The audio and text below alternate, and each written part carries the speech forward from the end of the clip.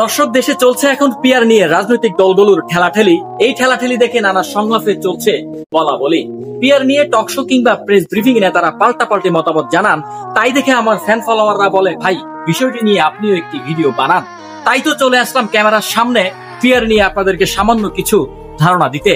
1776 সালে আমেরিকান বিপ্লবের সময় দেশটির রাষ্ট্রপতি জন অ্যাডামস তার প্রভাবশালী পুস্তিকা থটস অন গভর্নমেন্টে প্রথম পিয়ার প্রস্তাবনা দেন।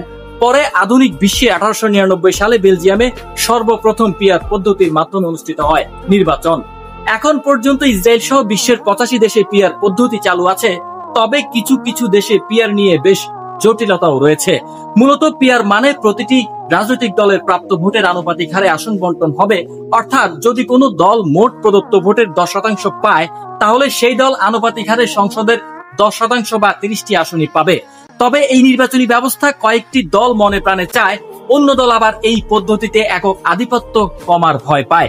একদল বলছে পিয়ার পদ্ধতি হলো সমমূল্যায়নের কাঠি, অন্য দল বলছে এটি দেশের মানুষকে বিভ্রান্তিতে ফেলার একমাত্র লাঠি। এদিকে বিশ্লেষকরা বলছে সুষ্ঠু ও ন্যায্য নির্বাচনী কাঠামো গড়ে তুলতে আংশিকভাবে পরীক্ষামূলক পিয়ার পদ্ধতি প্রয়োগ করা যেতে পারে। অন্যদিকে অর্থনৈতিকভাবে সমৃদ্ধ ছাড়া ছোট দলের প্রতিনিধিত্ব বাড়ানো উচিত না, বড় দল বলছে বারে বারে। যদিও দেশের আমজনতার একটি বড় অংশ পিয়ার পদ্ধতি সম্পর্কে এখনো সম্পূর্ণ অবগত নয়। নেতা বনাম নেতা, দল বনাম দলের মধ্যেই খুঁজে বেড়ায় তারা জয় পরাজয়। পিয়ার পদ্ধতিতে হোক কিংবা এফপিটিপি হোক, অর্থাৎ একক বিজয় নির্বাচনী ব্যবস্থা হোক, মানুষ চায় বিশ্বাসযোগ্য ও সমান ভোট সুযোগের নির্বাচন।